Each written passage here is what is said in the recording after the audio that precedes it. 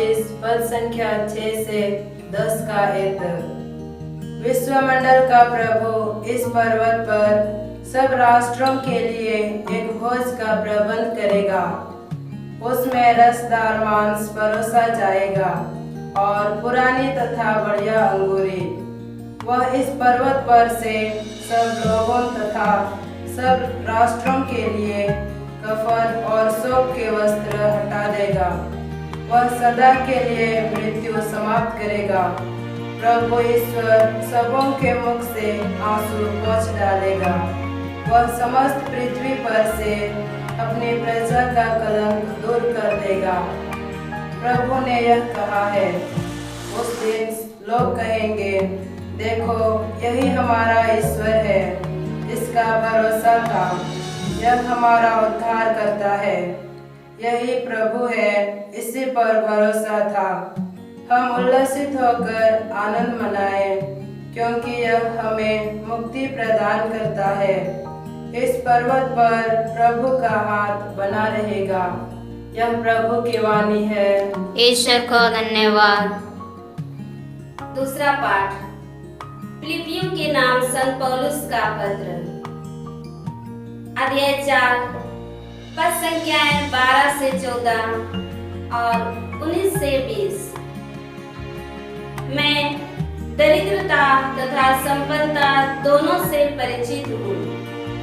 चाहे परितृप्ति हो या भूख, समृद्धि हो या अभाव, मुझे जीवन के उतार चढ़ाव का पूरा अनुभव है। जो मुझे बल प्रदान करते हैं, मैं उनकी सहायता से सब कुछ कर सकता हूँ। फिर भी आप लोगों ने संकट में मेरा साथ देकर अच्छा किया।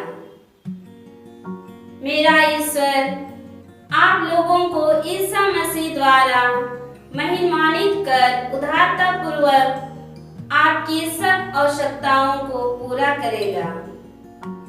हमारे पिता ईश्वर को अनंत काल तक महिमा। आमीन। यह प्रभु की वाणी है। ईश्वर को धन्यवाद। संत मत्ती के अनुसार प्रभु यीशु का सुसमाचार, अध्याय 22 पद संख्या 1 से 14 तक। विवाह भोज का दृष्टांत। ईसा उन्हें फिर दृष्टांत सुनाने लगे। उन्होंने कहा, स्वर्ग का राज्य उस राजा के सदृश है जिसने अपने पुत्र के विवाह में भोज दिया। उसने आमंत्रित लोगों को बुला लाने के लिए अपने सेवकों को भेजा, लेकिन वे आना नहीं चाहते थे। राजा ने फिर दूसरे सेवकों को यह कहते हुए भेजा, अतिथियों से कह दो, देखिए मैंने अपने भोज की तैयारी कर ली है। मेरे बैल और मोटे मोटे जानवर मारे जा चुके हैं। सब कुछ तैयार है। विवाह भोज में पधारिए। अतिथियों ने इसकी परवाह नहीं की। कोई अपने खेत की ओर चला गया तो कोई अपना व्यापार देखने। दूसरे अतिथियों ने राजा के सेवकों को पकड़कर उनका अपमान किया और उन्हें मार डाला। राजा को बहुत क्रोध आया। उसने अपनी सेना भेजकर उन हत्यारों का सर्वनाश किया और उनका नगर जला दिया। तब राजा ने अपने सेवकों से कहा, विवाह भोज की तैयारी तो हो चुकी है, किंतु अतिथि इसके योग्य नहीं ठहरे। इसलिए चौराहों पर जाओ और जितने भी लोग मिल जाएं, सबको विवाह भोज में बुला लाओ। सेवक सड़कों पर गए और भले बुरे जो भी मिले सबको बटोर कर ले आए और विवाह मंडप अतिथियों से भर गया। राजा अतिथियों को देखने आया तो वहां उसकी दृष्टि एक ऐसे मनुष्य पर पड़ी जो विवाहोत्सव के वस्त्र नहीं पहने था। उसने उससे कहा, भाई, विवाहोत्सव के वस्त्र पहने बिना तुम यहाँ कैसे आ गए? वह मनुष्य चुप रहा। तब राजा ने अपने सेवकों से कहा, इसके हाथ पैर बांधकर इसे बाहर अंधकार में फेंक दो। वहां वे लोग रोएंगे और दांत पीसते रहेंगे, क्योंकि बुलाए हुए तो बहुत हैं, लेकिन चुने हुए थोड़े हैं। यह प्रभु का सुसमाचार है। क्रिस्त की जय। सबों को जय यीशु नमस्कार। आज सामान्य काल का 28वां रविवार है। आज का पहला पाठ में हमने सुना विश्व मंडल का प्रभु इस पर्वत पर सब राष्ट्रों के लिए एक भोज का प्रबंध करेगा। उसमें रसदार मांस परोसा जाएगा और पुरानी तथा बढ़िया अंगूरी। प्रिय भाई और बहनों, आज का पाठ में जिस भोज के बारे में हम सुन रहे हैं उसके बारे में हम मनन करेंगे। आखिर नबी ईसाया कौन सा भोज के बारे में बता रहे हैं? नबी ईसाया ने पवित्र आत्मा से संचालित होकर कलवारी पहाड़ पर प्रभु यीशु का क्रूस मरण को देखा। प्रभु यीशु का क्रूस बलिदान को देखा और उन्होंने हमारे लिए भविष्यवाणी किया।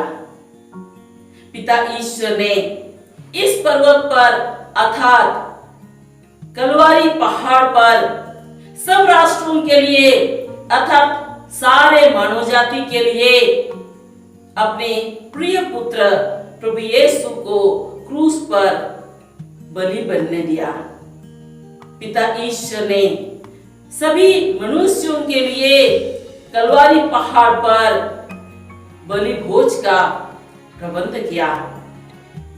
योहन का सुसमाचार अध्याय 6 पद संख्या 54-55 में प्रभु यीशु ने कहा है, जो मेरा मांस खाता है और मेरा रक्त पीता है उसे अनंत जीवन प्राप्त है और मैं उसे अंतिम दिन पुनर्जीवित कर दूंगा, क्योंकि मेरा मांस सच्चा भोजन है और मेरा रक्त सच्चा पेय।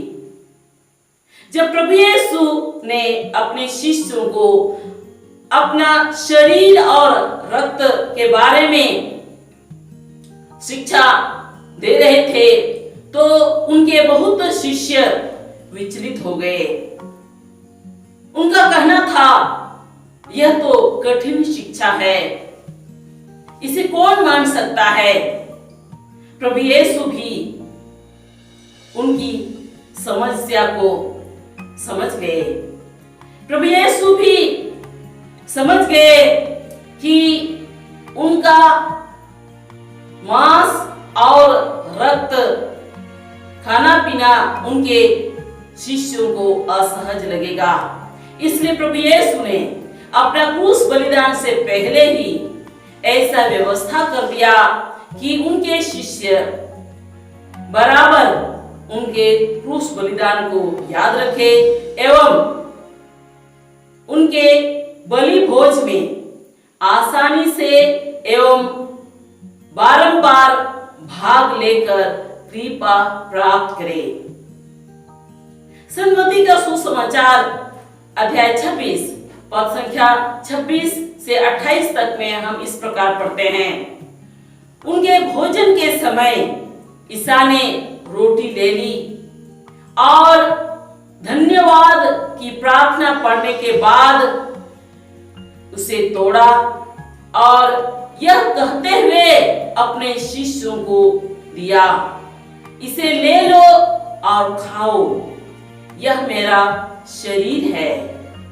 इसके बाद दाखरस भरा प्याला लेकर प्रभु यीशु ने धन्यवाद की प्रार्थना पढ़ी और अपने शिष्यों को यह कहते हुए दिया, इसमें से पियो, यह मेरा रक्त है, विधान का रक्त जो बहुतों के पाप क्षमा के लिए बहाया जा रहा है।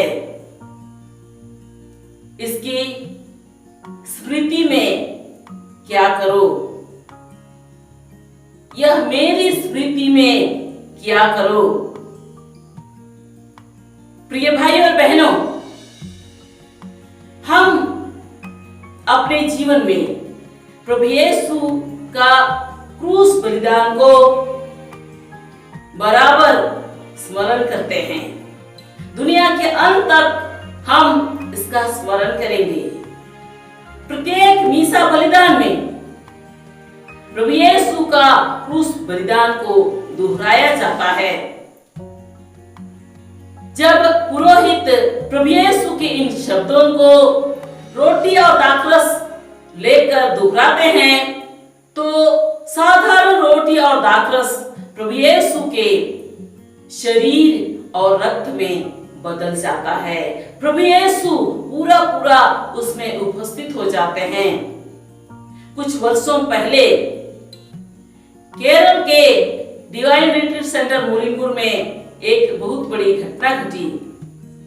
रानी जोन नामक एक महिला ने जब परम प्रसाद ग्रहण किया तो परम प्रसाद उनका मुख में मांस का टुकड़ा में बदल गया, ताजा मांस का टुकड़ा में बदल गया। उनका मुंह लहूलुहान हो गया। इस घटना के द्वारा प्रभु यीशु हमको यही संदेश देते हैं कि ये परम प्रसाद साधारण रोटी और दाखरस नहीं है, बल्कि उनका शरीर और रक्त है, उनका मांस और रक्त है। उसमें पूरा पूरा प्रभु यीशु उपस्थित हैं। आज का पाठ में हमने सुना, उसमें रसदार मांस परोसा जाएगा। प्रभु यीशु का शरीर और रक्त हमारे लिए सबसे उत्तम भोजन है, जो हमारे मन, आत्मा और शरीर को भरपूर बल प्रदान करते हैं। इस संबंध में मैं अपना साक्षी देना चाहती हूँ। 2007 में मैं बहुत बीमार पड़ गई। जब हॉस्पिटल गई तो पता चला कि मुझे टाइफाइड हो गया था, उसके साथ साथ टीबी।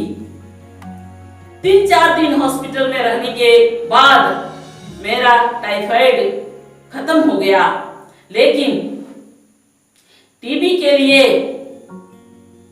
डॉक्टर ने कहा कि मुझे 6 महीना दवाई खानी पड़ेगी। मैं 6 महीना दवाई खाई, फिर एक्सरे हुआ। डॉक्टर बोली टीबी खत्म नहीं हुआ है, फिर 3 महीना दवाई खाना है। मैं फिर 3 महीना दवाई खाई, फिर एक्सरे हुआ, फिर रिपोर्ट आया बीमारी खत्म नहीं हुई है। और इस तरह से मैं 1.5 साल तक दवाई खाई, लेकिन मैं ठीक नहीं हुई। अंत में मैं प्रभु यीशु के शरण में गई।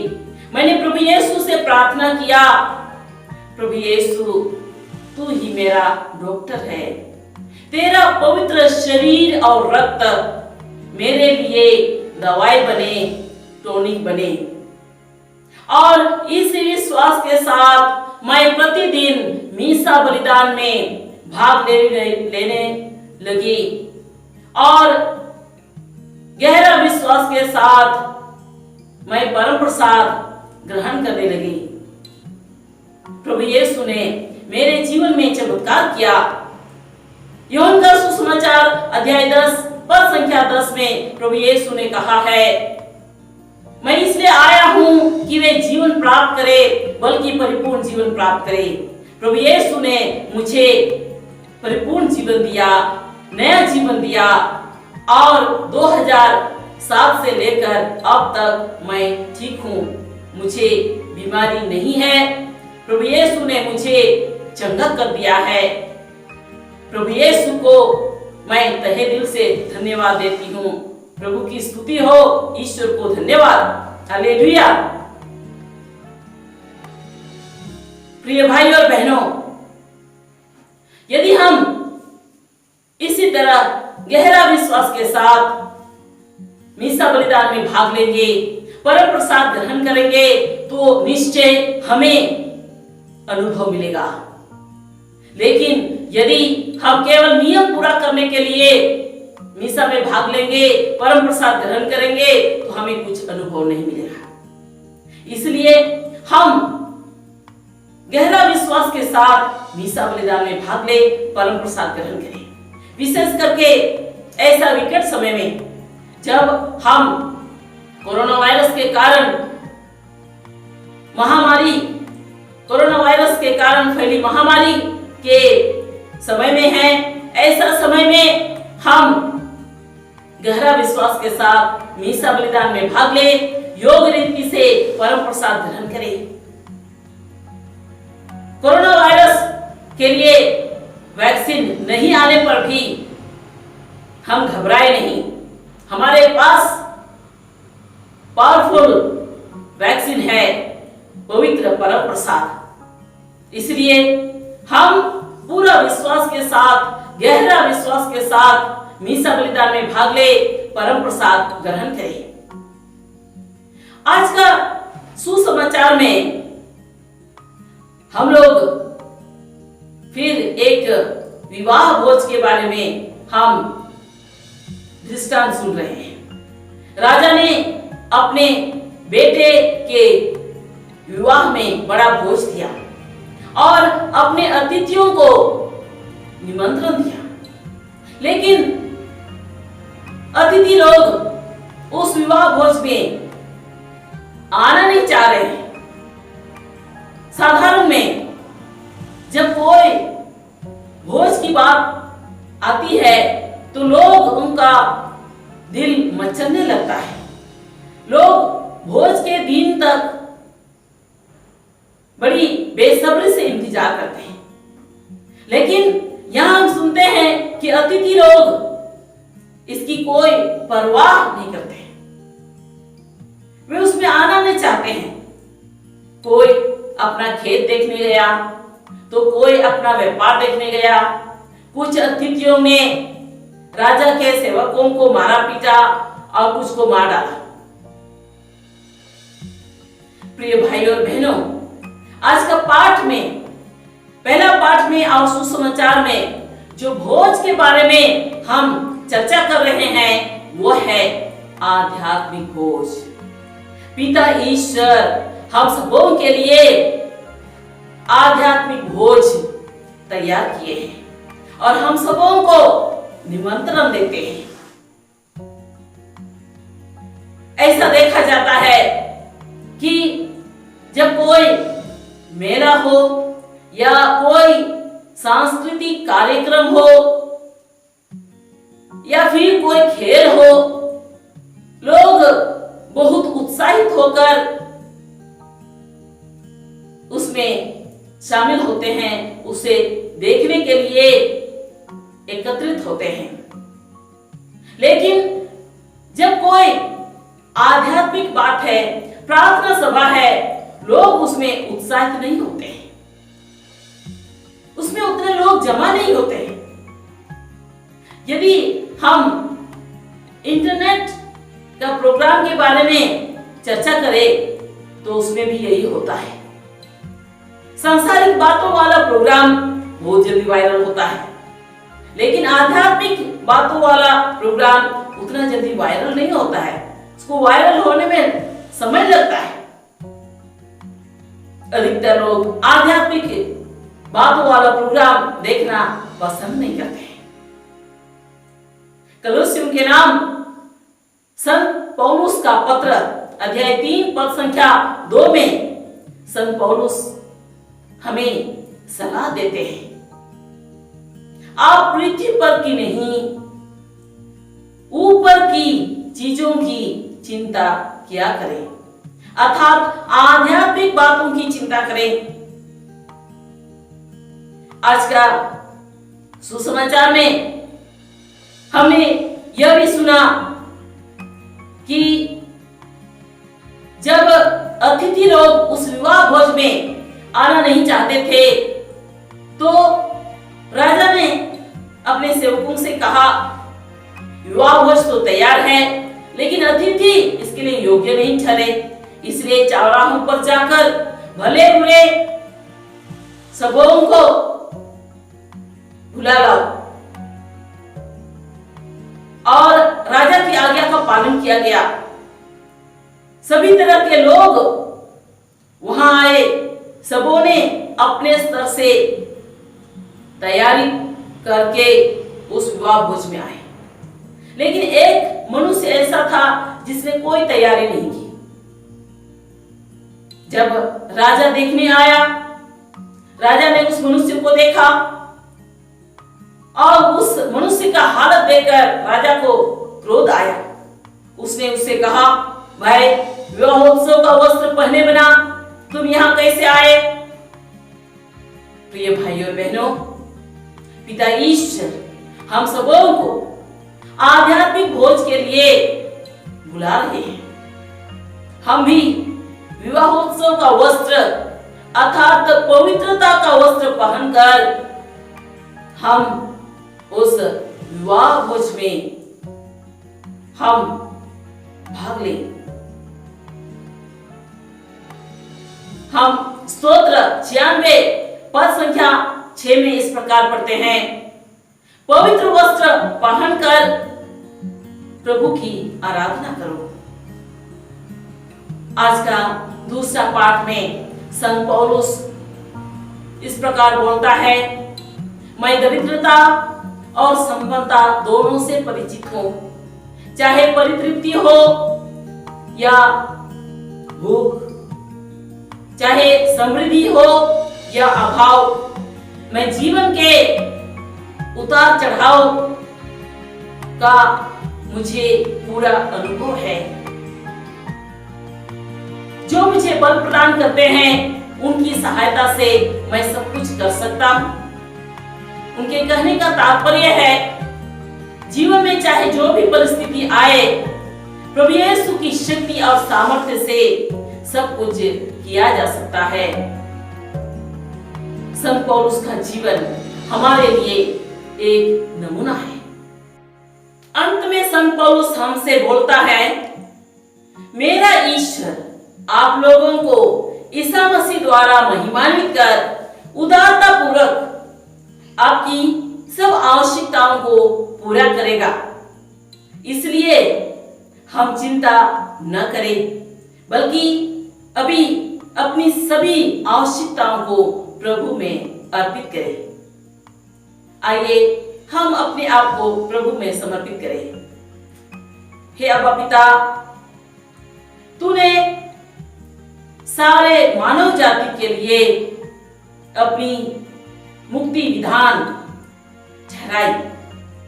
अब्बा पिता, तूने हम सबों की मुक्ति के लिए अपने प्रिय पुत्र प्रभु यीशु को क्रूस पर बलिदान किया, उसे क्रूस पर अर्पित किया, जिससे जो उसमें विश्वास करता है उसका सर्वनाश न हो बल्कि अनंत जीवन प्राप्त करे।